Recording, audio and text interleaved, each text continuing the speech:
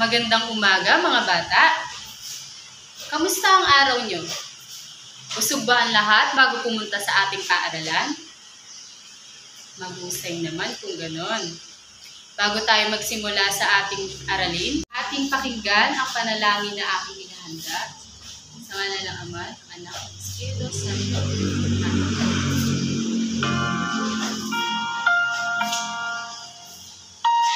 Panginoon, salamat po sa panibagong araw na ito upang kami ay matuto. Buksan niyo po ang aming isipan upang lubos na maintindihan ang aming mga aralin.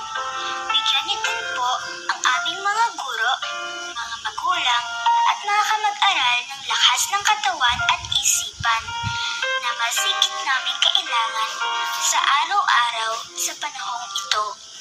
Ang lahat po ng ito ay aming dinadalangin sa iyo, aming Diyos Ama. Amen. Sa ngalan ng Ama, ng Anak, ng Espiritu Santo. Amen. Pag tinawag ko at narinig ninyo ang inyong mga pangalan, sasabihin, andito po ako, andito po ako. Okay? Asaan si Adrian? Asaan si Adrian? Nandito po ako, nandito po ako. Mahusay, walang lumiban sa ating klase. Ngayon naman, hahatiin ko kayo sa 4 na grupo. At may ibibigay ako sa inyo ng mga bond paper. At gagawa kayo ng Venn diagram. Ibibigay ang pagkakaiba at pagkakatulad ng mga teoryang nagpapaliwanag ng pinagmulan ng mga sinaunang tao sa Pilipinas. Meron lamang kayong 5 minuto upang gawin ito. Meron nga talaga kayong natutunan sa ating aralin kahapon. Ngayon, meron tayong simpleng laro. Meron ako ditong 2 salita na oo at hindi. Babanggitin ko ang pangungusap, pupunta kayo o pipila papunta sa salitang oo kung ito ay nagpapakita ng pagpapahalaga sinaunang sibilisasyong Asyano at hindi naman kung ito ay hindi. Naiintindihan po ba? Okay, ready na ba kayo? Husay. Unang pahayag, paggamit ng sariling wika.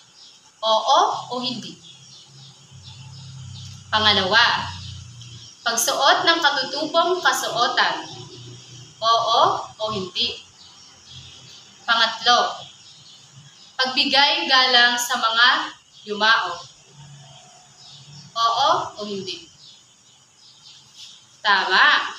Magbigay ng palakpak sa inyong sarili. 1, 2, 3. 1, 2, 3. Mahusay.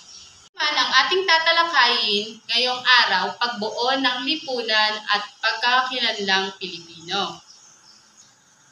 Bago pa man dumating sa bansa ang mga mananakop, ang mga Pilipino ay may sariling kultura, paniniwala at mga gawaing nagpapakita at nagpapakilala sa kanilang pagka-Pilipino. Ngayon naman, ating tatalakayin ang pagkabuo ng lipunan at pagkakakilanlan ng mga Pilipino. Ang kabihasnan o sibilisasyon ay isang yugton sa ating kasaysayan, kung saan ang mga tao ay may mataas na kaalaman sa mga bagay-bagay katulad ng agham, matematika, at isang sukatan ng isang mayaman o mataas na kabihasnan o sibilisasyon ang impluwensyang naipapamana nito sa humubog ng kasaysayan at mga bunga. Ito sa kasalukuyan at sa susunod pang henerasyon. Malaki ang kontribusyon sa sinaunang kabihasnang Asyano at